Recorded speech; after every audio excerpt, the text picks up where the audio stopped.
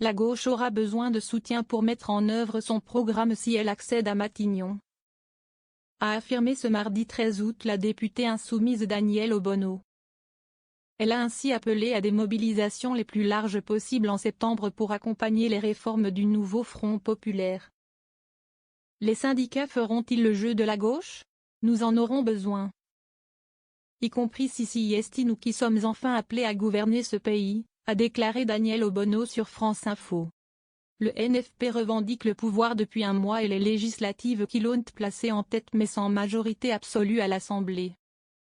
Le président Emmanuel Macron a repoussé l'idée de nommer la candidate du NPF à Matignon, Lucie Castet, évoquant des appels à mobilisation sociale au mois de septembre de la part des syndicats.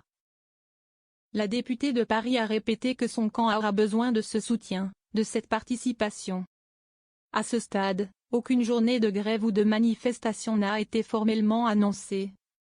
Même si plusieurs centrales syndicales envisagent, comme chaque année, des mobilisations à la rentrée.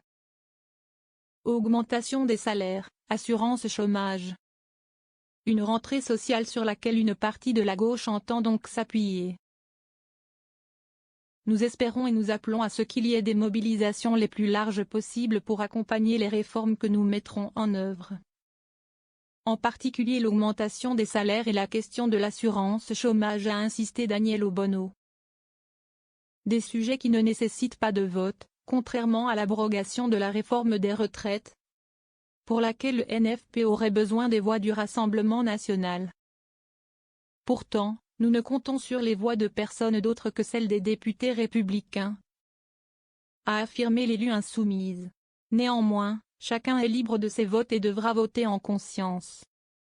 Nous ne négocierons rien avec le RN, a également assuré son collègue socialiste Arthur Delaporte sur Sud Radio, admettant n'être pas maître des voix du RN. Pour le député du Calvados, la gauche n'est pas obligée d'abroger la réforme des retraites en tant que telle.